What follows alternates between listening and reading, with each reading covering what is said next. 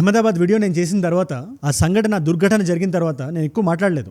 Black box details బయటికి రానివ్వండి, దాని తర్వాత మాట్లాడదాం అని చెప్పి. కాకపోతే అదే స్టేట్ నుంచి సైబర్ సెక్యూరిటీ పోలీసులు డివిజ్ ప్రభాకర్ అని మీలాగా నాలాగా పనిచేసుకుని ఒక సగటు వ్యక్తి ఇంటికి వెళ్ళి, ఆయన డెలాయిట్ లో ఆయన ఒక సాఫ్ట్వేర్ ఇంజనీర్, నీకు ఈ ఫ్లైట్ కి ఏంటి సంబంధం అని అడుగుతున్నారు. ఆయన ల్యాప్టాప్ నుంచి ఫోన్స్ నుంచి మొత్తాన్ని చెక్ చేసి సీసీటీవీ ఫుటేజ్ల వరకు మొత్తాన్ని చూస్తే ఒక క్లూ దొరికింది. అహ్మదాబాద్ ఫ్లైట్ ని చెన్నైలో కూర్చున్న ఒక అమ్మాయి దాకా లింక్ చేసే ఒక క్లూ. ఆ అమ్మాయి పేరే Rene జోషిల్డా.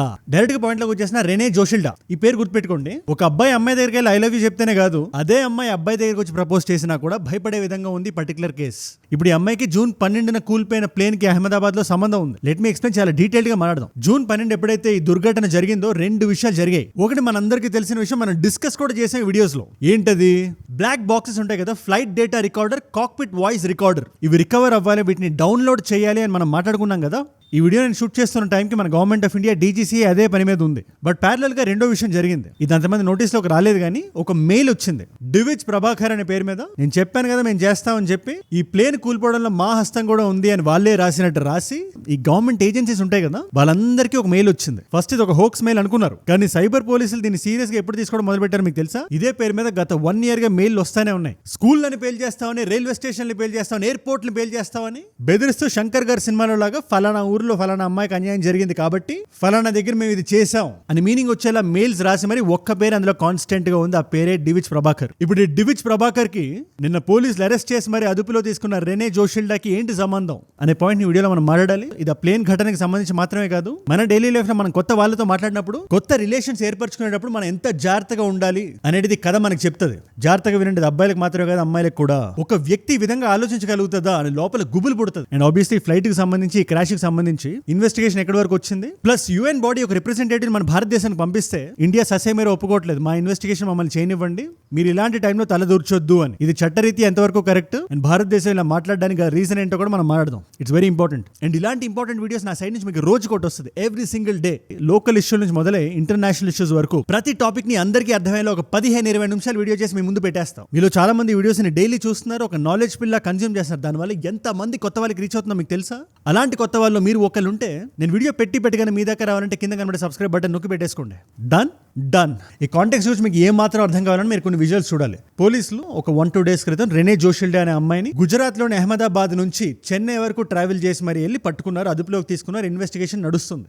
Thereafter, the Ahmedabad Police's Cyber Crime Wing and Crime Branch tracked her down. ఎక్కడో రోబోటిక్స్ లో ఒక AI ఇంజనీర్లా, రోబోటిక్స్ ఇంజనీర్లా పనిచేస్తున్న ఒక తెలివిగల అమ్మాయిని అహ్మదాబాద్ ప్లేన్ కూలిపోవడం ఇన్సిడెంట్ లో ఎందుకు పట్టుకున్నారు అంటే, అది అమ్మాయి చేసిన పనే. అది అంత ఇదిగా ఏం చేసింది అనే డౌట్ మీకు వస్తే కొంచెం మనం జూమ్ ఇన్ చేసి చూస్తే అది ఒక లవ్ స్టోరీ, ప్రేమ కథ, అది కూడా వన్ సైడ్. అండ్ ఈ కథ గురించి మనకు తెలియాలంటే 2022కి వెళ్ళాలి. ఆ అమ్మాయి అప్పుడే జాయిన్ అయింది డెలాయిట్ లో, బాగా కష్టపడి చదివింది. అండ్ ఆ జాబ్ లో చేరిన తర్వాత కూడా వర్టికల్ గా గ్రో అయ్యే అవకాశం వచ్చింది. Within no time senior consultant అయ్యారు ఆవిడ. అండ్ ఒకనొక ప్రాజెక్ట్ కోసం చెన్నై నుంచి బెంగళూరు వచ్చారు. మీలో ఎంతమంది డెలాయిట్ లో పనిచేస్తున్నారో నాకు తెలియదు, కానీ జనరల్ గా ఇలాంటి కంపెనీస్ లో పనిచేసినప్పుడు ప్రాజెక్ట్ బేస్డ్ గా ఇలా ట్రావెల్ చేయడం సహజమే. ఇది పెద్ద కొత్త విషయం కాదు. అక్కడే డివిజ్ ప్రభాకర్ పూర్తి పేరు, ఆయన కలిశారు. ఇప్పుడు ఇక్కడ చూసి చూడగానే ప్రేమించారో ఏంటో గానీ ఆయన్ని పర్సూ చేయడం మొదలు పెట్టారు. ఎక్కడికి వెళ్తే అక్కడికి వెళ్ళడం, మాట్లాడడం, ఒక కార్డియల్ రిలేషన్షిప్ ఏర్పరచుకోవడం, ఒక ఫ్రెండ్స్ లాగా. అలాంటి క్రమంలో ఈవిడ ప్రపోజ్ చేసింది. ఆయన ససే మీరా అన్నాడు. నాకు మిమ్మల్ని చూస్తుంటే అటువంటి ఫీలింగ్స్ ఏం లేవని చెప్పి నొక్కి వక్కా నుంచి మరీ చెప్పాడు. సరే వద్దన్నాడు కదా అని చెప్పి ఈవిడ దారిలో చెన్నై వచ్చేసి ఆయన పని ఆయన చూసుకొని ఉంటే, అప్పుడు ఎవరి మానాన్ని వాళ్ళు వేరు వ్యక్తులు పెళ్లి చేసుకొని రాజారాణి సినిమాలో ఉండేది. ఈ కథ సుఖాంతం అయ్యేది. అలా జరగలేదు. లేదు, రెనే అనే అమ్మాయి ప్రపోజ్ చేయగానే డివిజ్ అనే అబ్బాయి ఒప్పేసుకొని వాళ్ళిద్దరు పెళ్లి చేసుకున్నా కూడా మణిరత్నం గారి సినిమా సఖీలా సుఖాంతం అయ్యేది. కానీ ఇక్కడ జరుగుతున్న కథ దిల్సే సినిమా లాంటి, జస్ట్ రివర్స్ అంతే. అబ్బాయి ఒప్పుకోలేదు, ఆ విషయం అమ్మాయికి నచ్చలేదు. నచ్చకపోతే శాపనార్థాలు పెట్టి వదిలేసిందా, లేదు ఈ వ్యక్తిని నాశనం చేయాలని చెప్పి మెంటల్ గా ఫిక్స్ అయింది. సెల్ఫ్ డిస్ట్రక్షన్ మోడ్ లోకి వెళ్ళిపోయింది. చెన్నై వెళ్ళగానే ఇది అరౌండ్ 2024 ఆ టైంలో ఇది డివిజ్ అనే వ్యక్తి ఏం చేస్తున్నాడు, ఎవరితో తిరుగుతున్నాడు అని చెప్పి స్టాకింగ్ అది చేయడం మొదలుపెట్టి, the moment he got married 2025 ఫిబ్రవరిలో పెళ్ళైంది. లేదా ఆ గుండె పగిలిపోయింది. ఖచ్చితంగా ఈ వ్యక్తి జైల్లోకి వెళ్ళాలని చెప్పి కొన్ని 100 మెయిల్ ఐడీలు క్రియేట్ చేసి, ఆబ్వియస్లీ రోబోటిక్స్ లో AI లో ట్రైన్ అయిన ఇంజనీర్ అంటే ఆ మాత్రం నాలెడ్జ్ ఉంటుంది. పోలీసులు ఖచ్చితంగా మెయిల్ చూస్తే డౌట్ రావాలి, ఈ వ్యక్తి చేస్తాడని చెప్పి మెంటల్ గా ఫిక్స్ అవ్వాలని చెప్పి డైరెక్ట్ గా ఇటు ఇండైరెక్ట్ గా ఆయన పేరుకి ట్రేస్ అయ్యేలా మెయిల్ ఐడీలు క్రియేట్ చేయడం, ఆయన అడ్రస్ కి రీచ్ అయ్యేలా IPని క్లోన్ చేయడం, ఇలాంటి రకరకాల పనులు చేసి ఇన్ఫాక్ట్ డార్క్ వెబ్ హెల్ప్ కూడా తీసుకుంది. Fake email IDs, virtual private networks, VPNs, and dark web to hide her identity.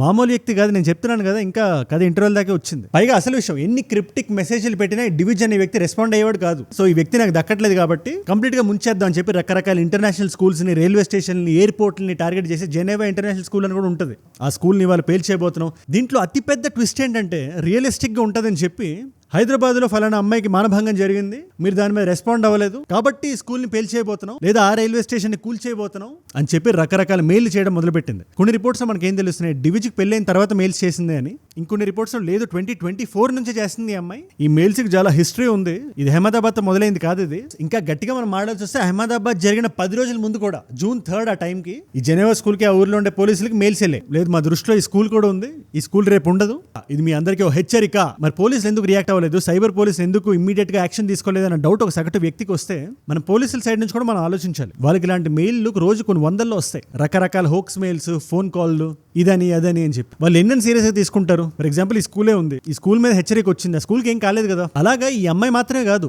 ఇక్కడ చిప్పు దొబ్బిన చాలా మంది వాళ్ళ లవ్ ఫెయిల్యూర్స్ అయ్యిండొచ్చు, లైఫ్ లో విరక్తి పుట్టిన వాళ్ళు అయ్యిండొచ్చు, రకరకాల మెయిల్స్ చేస్తూనే ఉంటారు. అందుకే పోలీస్ ఇంటెలిజెన్స్ అనేది చాలా సెన్సిటివ్ టాపిక్. అవతలాడు 100 సార్లు బెదిరించవచ్చు, వాడు ఒక్కసారి నెగ్గినట్టే. యువతల పోలీసులు 99 సార్లు జనాల్ని కాపాడొచ్చు, ఒక్కసారి మిస్ అయినా ఫెయిల్ అయినట్టు. అంత సెన్సిటివ్ ఉంటుంది. ఇన్ఫాక్ట్ మల్టిపుల్ మెయిల్స్ లో డివిజ్ అనే పేరు ఉందని చెప్పి పోలీసులు వెళ్ళి ఆ డివిజ్ ప్రభాకర్ అనే వ్యక్తిని అదుపులోకి తీసుకొని మరి ఇన్వెస్టిగేట్ చేశారు. అన్ని రకాల క్వశ్చన్స్ అడిగారు.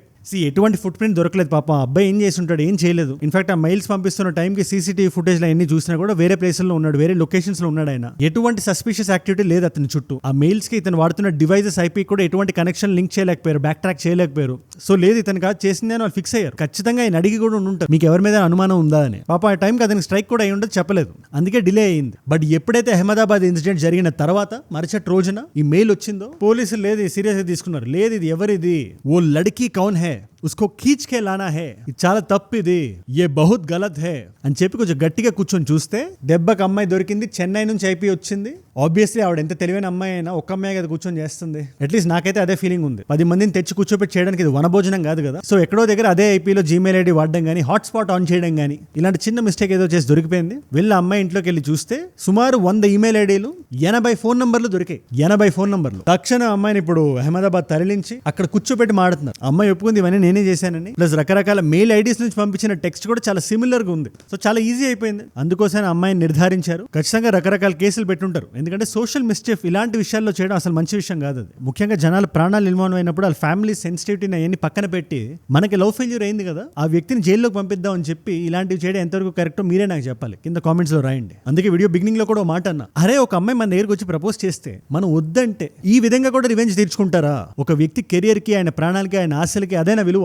మనతో లేడు అంటే అట్లీస్ట్ బ్రతకనివ్వండి, అబ్బాయిలైనా అమ్మాయిలైనా. ఇదే రీసెంట్ గా జరిగిన మేఘాలయలో సోనం రఘువంశీ, ఆవిడకి వేరే ఎఫ్ఐఆర్ ఉన్నా లేదా హస్బెండ్ తో పడకపోయినా విడాకులు ఇవ్వండి, ఆయన కూడా బ్రతకనివ్వండి. ఆయన ప్రాణాలు తీసేసి అండ్ ఇది ఓన్లీ అమ్మాయిలే చేస్తున్నారంటే అది కూడా కరెక్ట్ కాదు. It's happening both ways. And ఇరువైపులా చాలా జాగ్రత్తగా ఉండాలి. మనం ఎవరితో డీల్ చేస్తున్నాం, ఎలాంటి పారాసోషల్ రిలేషన్షిప్స్ పెట్టుకుంటున్నాం, ఇట్స్ వెరీ ఇంపార్టెంట్. BNS 354 కానీ ఒక పబ్లిక్ మిస్చీఫ్ గానీ అలారం క్రియేట్ చేసే వాళ్ళ మీద పెట్టే కేసు ఇది. 357 గానీ అంటే ఒక వ్యక్తి మీద, ఒక వ్యక్తి కెరియర్ మీద, ఆయన లైఫ్ మీద దాడి చేసే లేదా భంగం కలిగించే చర్యలు చేస్తే 62 క్రిమినల్ కాన్స్పిరసీ, 336 ఫార్జరీ, ఇలా రకరకాల కేసులు అట్రాక్ట్ అవుతాయి. అందుకని ఇలాంటి ఆలోచనలు వచ్చే వాళ్ళు కొంచెం ఒళ్ళు దగ్గర పెట్టుకుని ఉండాలి. ఇలాంటి వాళ్ళతో ఇంటరాక్ట్ అయ్యే వాళ్ళు జాగ్రత్తగా ఉండాలి. అదే నేను చెప్దాం అనుకునేది. అండ్ దీంట్లో చాలా టెక్నికల్ థింగ్స్ కూడా ఉన్నాయి. అమ్మాయి ఏవేవైతే చేసిందో అదంతా ఈ వీడియో పర్వ్యూ కాదు, అది అనవసరం మనకి.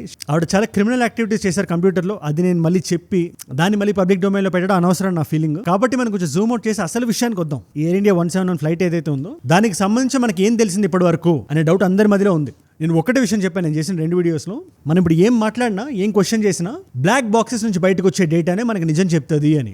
అండ్ ICAO అని ఒకటి ఉంటుంది, ఇంటర్నేషనల్ సివిల్ ఏవియేషన్ ఆర్గనైజేషన్ అని. ప్రపంచంలో ఏ దేశంలో ఎటువంటి క్రాష్ జరిగినా వాళ్ళు కొన్ని రూల్స్ అండ్ రెగ్యులేషన్స్ పెడతారు. దాని మీద ఇన్వెస్టిగేషన్ నడిచేటప్పుడు ఆ రూల్స్ మనం ఫాలో అవ్వాలి. కానీ ఏ దేశంలో ఈ దుర్ఘటన జరిగిందో ఆ దేశంలో ఇన్వెస్టిగేట్ చేసే బాధ్యత మాత్రం ఆ దేశానికే ఉంటుంది. అందుకే UN ఒక రిప్రజెంటేటివ్ని పంపించిన, UN మనందరికీ తెలుసు కదా, ఇన్వెస్టిగేట్ చేయడానికి బయట వ్యక్తిని, ఒక వ్యక్తిని పంపిస్తే ఇండియా ససేమీరా వద్దంది. దానికి ఏంటి రీజన్ అనే డౌట్ చాలా మందికి రావచ్చు. ఇండియా వదిలేయచ్చు కదా, ఒప్పుకోవచ్చు కదా అని. You need to understand. ఆ డౌట్ మీ మైండ్ లోంచి తీసేయడానికి కొన్ని విషయాలు మీకు చెప్తా. ఏ దేశానికైనా సోవరెంటీ కమ్స్ ఫస్ట్. ఇన్వెస్టిగేషన్ మనం ICAO గైడ్ లైన్స్ ప్రకారమే చేసేటప్పుడు, ఇంత ట్రాన్స్పరెంట్ కంట్రీ మనమైనప్పుడు, ఫైండింగ్స్ మొత్తం మనమే బయట పెట్టబోతున్నప్పుడు మధ్యలో వేరే వ్యక్తి వచ్చి తలదూర్చాల్సిన అవసరం లేదు. అది కూడా UN పంపించిన వ్యక్తి. ఇవాళ రోజున UN ఎలా యాక్ట్ చేస్తుందో మనందరికీ తెలుసు కాబట్టి మీరు ICAOలోని NX-13 ఒకసారి మీరు చదవండి. అందులో ఏం రాసింది చాలా క్లియర్ గా ఉంది. అందులో యాక్సిడెంట్ ఏ దేశంలో అయితే జరిగిందో ఆ దేశానికి హోల్ అండ్ సోల్ రైట్ ఉంటుంది ఇన్వెస్టిగేట్ చేయడానికి మా గైడ్ లైన్స్ ని వాడి అని వాళ్ళే చెప్తున్నారు. ICAO కేవలం ఒక అబ్జర్వర్ స్టేటస్ మాత్రమే ఉంటుంది, అది కూడా దేశం ఒప్పుకుంటే. మన భారతదేశంలో సివిల్ ఏవియేషన్ మినిస్ట్రీ ఉంది కదా, రామ్మోహన్ నాయుడు గారు అండర్లోకి వస్తుంది. దాని కింద ఒక వింగ్ ఉంది, air craft accident investigation bureau అని. అదేదో ర్యాండమ్ బ్యూరో కాదు, ఒక ర్యాండమ్ అవుట్ఫిట్ కాదు అది. మంగళూరులో జరిగిన 2010 యాక్సిడెంట్ ఏదైతే ఉందో దాంట్లోని నిజాలు ఈ ఏజెన్సీ నుంచే బయటకు వచ్చాయి. అండ్ మోర్ దాన్ ఎనీథింగ్ ఈ బ్లాక్ బాక్స్ డీక్రిప్షన్ కేపబిలిటీస్ ఏవైతే ఉన్నాయో అది బ్యూరోకి ఉన్నాయి. సో బయటోడు వచ్చి మనకి ఏమైనా చేయాల్సిన అవసరం లేదు, ముఖ్యంగా ఇలాంటి సెన్సిటివ్ టైంలో. ప్రతి వాయిస్ ఇంటరాక్షన్ కానీ, ఆల్టిట్యూడ్ కానీ, ATCతో కాన్వర్సేషన్ కానీ, ఫ్లైట్ లో ఉండే డేటా కానీ, ప్రతి రికార్డింగ్ బయటకు వస్తుంది. ఇన్వెస్టిగేషన్ దాని మీద జరుగుతుంది. ఆ డీటెయిల్స్ పబ్లిక్ డొమైన్ లో పెడతారు.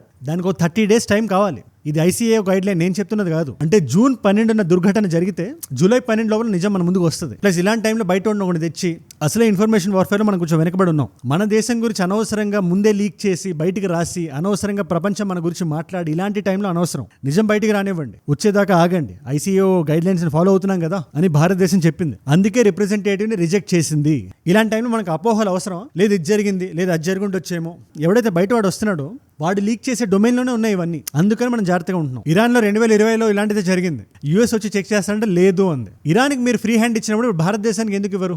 మలేషియాలో MH370 గురించి మనలో చాలా మంది వినే ఉంటాం. అగైన్ దాని గురించి సెపరేట్ వీడియో చేయాలి. It's a very huge topic. ఆ ఇన్ఫర్మేషన్ ని చైనా రెస్ట్రిక్ట్ చేసిందా లేదా ఇన్వెస్టిగేషన్ పూర్తయ్యే వరకు? అంటే చైనాకో లెక్క, ఇండియాకో లెక్క, ప్లస్ UN కూడా ఇలాంటి ఇష్యూస్ లో చాలా టూత్లెస్ గా, స్పైన్లెస్ గా ఉంటుంది. సింక్ లో ఉండే దేశాలతో ఒకలా, సింక్ లో లేని దేశాలతో ఇంకోలా ఇష్టం వచ్చినట్టు బిహేవ్ చేస్తుంది. సో UN ఇంటర్వెన్షన్ ఈ పర్టికులర్ కేసులో ఈ పర్టికులర్ టైంలో మనకు అనవసరం. ప్లస్ ICAO ఏదైతే ఉందో గ్లోబల్ వాచ్ డాగ్ కాదు అది, ఇట్స్ గ్లోబల్ బ్యూరోక్రసీ. వాళ్ళు ఇచ్చిన రూల్స్ నే కదా మనం ఫాలో అవుతున్నాం. లేదా ఇండియా ఏదైనా వసాల్ స్టేటా? US ఇస్తున్న డబ్బుల మీద ఆధారపడి ఉన్నావా? చైనా ఇస్తున్న వెపన్స్ మీద ఆధారపడి ఉన్నావా? మన కాళ్ళ మీద మనం నిలబడిన సోవరెన్ స్టేట్ మనం. ప్రపంచం మొత్తంలో ఒక 5 దేశాలు ఉన్నాయి, Russia, China, Israel, US, India. Around 195+ దేశాలు ఉంటే అందులో 5 సోవరెన్ స్టేట్స్ ఉన్నాయి.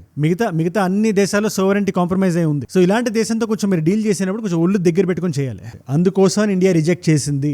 Most of the matter public domain లో ఉంది. జూన్ 12న ఇన్సిడెంట్ జరిగింది. ఈ బ్లాక్ బాక్స్ డెబ్రీ ఏదైతే ఉందో 13-16 మధ్యలో వచ్చేసింది మనకి. ఈ air craft accident investigation bureau ఏదైతే ఉందో జూన్ 24కి దీన్ని ట్రాన్స్పోర్ట్ చేశారు అక్కడికి. అంటే వాళ్ళ దగ్గర ఆ టైంకి మెటీరియల్ ఉంది. ఇన్ఫాక్ట్ NTSB అని చెప్పి నేషనల్ ట్రాన్స్పోర్టేషన్ సేఫ్టీ బోర్డ్, ఇది US కి సంబంధించిన బోర్డు, వాళ్ళ హెల్ప్ తీసుకొని మరి మనం డౌన్లోడ్కి పెట్టాం మొత్తం ఇన్ఫర్మేషన్. ఇన్ఫాక్ట్ ఈ డౌన్లోడ్ సక్సెస్ఫుల్ అయింది.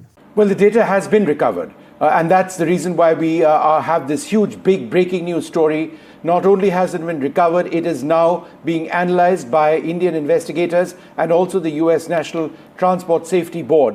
CPM అని ఉంటుంది, క్రాష్ ప్రొటెక్షన్ మాడ్యూల్ అని. అగైన్ ఇది చాలా కాంప్లెక్స్ టాపిక్. ఇది మీకు అర్థం చేసుకోవాల్సింది ఏంటంటే ఎటువంటి డెబ్రీ ఉన్నా, ఎటువంటి ముక్క దొరికినా కూడా మనం డౌన్లోడ్ చేసే స్థాయి సత్తా ఉంది ఇప్పుడు మనకున్న టెక్నాలజీకి. జూన్ 25 అంటే ఎన్ని రోజులు అయింది? 2-3 రోజులు అయింది. అట్లీస్ట్ 2 to 3 weeks కావాలి. వాళ్ళు కూర్చొని మొత్తాన్ని స్టడీ చేసి ఇన్వెస్టిగేషన్ ఫైండింగ్స్ మొత్తాన్ని బయట పెడతారు. అసలు దేని వల్ల ఇది జరిగింది అనే నిజం బయటకు వస్తుంది. ఇందాక చెప్పినట్టు ICAO గైడ్ లైన్స్ లో 30 రోజుల్లో మనకి రావాలి. అంటే జూలై 12 అంటే 2.5 వారాలు ఉన్నాయి. అంటే మనం రైట్ ట్రాక్ లో ఉన్నాం. Let us wait for the truth to come out. నేను అదే బిలీవ్ చేస్తాం. దీని మీద మీ అభిప్రాయం అంటే కింద కామెంట్స్ లో రాయండి. ఓ పక్క రెనే జోషిల్డా లాంటి వాళ్ళు అబద్ధాన్ని నిజం చేయడంలో ఎలా బిజీగా ఉన్నారో, నిజాన్ని అన్వేషించి మరీ బయటికి తీయడంలో భారతదేశం అలాగే బిజీగా ఉంది మన గవర్నమెంట్. ఇవాళ మల్టిపుల్ చాయిస్ క్వశ్చన్ మీ అందరికీ. లాయర్లు ఉంటే టక్కని చెప్పేస్తారు. భారతీయ న్యాయ సన్నిహితలో క్రిమినల్ ఇంటిమిడేషన్ కి, అంటే ఎవరైనా భయపెట్టిన వాళ్ళ మీద ఎటువంటి కేసు పెట్టొచ్చు, ఏ సెక్షన్ అట్రాక్ట్ అవుతుంది? Option A is 354, option B is 233, option C is 357, option D is 316. తెలిస్తే కింద రండి. తెలుసుకుందాం అనుకుంటే ఇన్స్టాగ్రామ్కి వచ్చేసేయండి. అజయ్ ఫ్రమ్ అని రాస్తుంటే వచ్చేసి అజయ్ ఫ్రమ్ ఏజూడ్ ఇస్ అ పేజ్. మీకు 1+ million ఫాలోవర్స్ ఉంటారు. It's a verified profile. టక్కన వచ్చేసి అక్కడ ఇలాంటి వీడియోస్ ని రీల్స్ లా చూడొచ్చు. నా లైఫ్ లో నా చుట్టూ ఏమైనా జరుగుతున్నా మీరు తెలుసుకోవచ్చు. ఇలాంటి వీడియో ఐడియా టాపిక్స్ ఏదైనా నాకు ఇద్దాం అనుకున్నా, ఇలాంటి క్వశ్చన్స్ ఆన్సర్స్ తెలుసుకుందాం అనుకున్నా, లేటెస్ట్ న్యూస్ ని స్టోరీస్ లో చూద్దాం అనుకున్నా, ఇట్స్ అ గ్రేట్ ప్లేస్. ఆన్సర్లు ఇక్కడ లేకపోయినా ఏజూడ్ రీల్స్ అని మన పేజ్ అది, అక్కడ ఖచ్చితంగా మీకు దొరికేస్తుంది. మన టీం నడుపుతున్న పేజ్ అది. So definitely check it out as well. And మనకి 2 other pages ఉన్నాయి, ఏజూడ్ క్లిప్స్ అని, ఏజూడ్ గ్లోబల్ అని. మీకు తెలిసిన ఇంగ్లీష్ ఫ్రెండ్స్ ఎవరికైనా ఫార్వర్డ్ చేద్దాం అనుకున్నా, లేదా ఇదే కాంటెంట్ ఇంగ్లీష్ లో కన్స్యూమ్ చేద్దాం అనుకున్నా, ఏజూడ్ global is a great channel. And ఏజూడ్ క్లిప్స్ కూడా షార్ట్స్ అలాంటి చూద్దాం అనుకుంటే super. So support and subscribe. And మీరు ఇక్కడ దాకా నా వీడియోలో వచ్చారంటే, నా వీడియోస్ మిమ్మల్ని లాకట్టుకుంటే ఒక వాల్యూ పొందుతున్నారు. Thank you so much for that. మీరు ఇస్తున్న ఈ వాచ్ టైం, మీ రిటెన్షన్ ఏదైతే ఉందో నాకు కొండంత బలాన్ని, ధైర్యాన్ని ఇస్తుంది. లేదు మాట్లాడాలి, నిర్భయంగా ఉండాలి, ఏం జరిగినా దాన్ని ఒక పర్స్పెక్టివ్ లో పెట్టి నేషన్ ఫస్ట్ ఐడియాలజీతో మీ ముందు పెట్టాలి అని. దానికి మీరే నా ప్రేరణ. You are my inspiration. Information. మీరు ఇలా డైలీ చూడడం వల్ల ఎంతమంది కొత్త వాళ్ళకి రీచ్ అవుతుందో తెలుసా? అలాంటి కొత్త వాళ్ళు మీరు ఒకళ్ళు ఉంటే నా డైలీ వీడియోస్ నేను పెట్టగానే మీ దాకా రావాలంటే మీరు ఏం చేయాలి? కింద కనబడే సబ్స్క్రైబ్ బటన్ నొక్కి పెట్టేసుకోండి. సబ్స్క్రైబ్ చేశారుగా? డన్. అండ్ ఇక్కడ దాకా వచ్చారు కాబట్టి 2 కాంప్లిమెంటరీ వీడియోస్ పెడుతున్నాను నేను.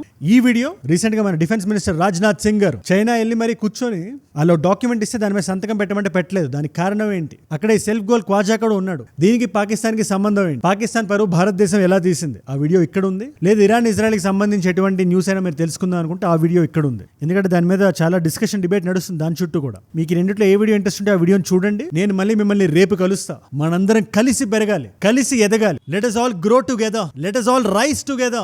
Rise above ignorance. Rise above arrogance. Rise above hate. ఏజుడ్ అంటే మనం. జై హింద్, జై భారత్, జై ఆంజనేయ, ఓం నమః శివాయ.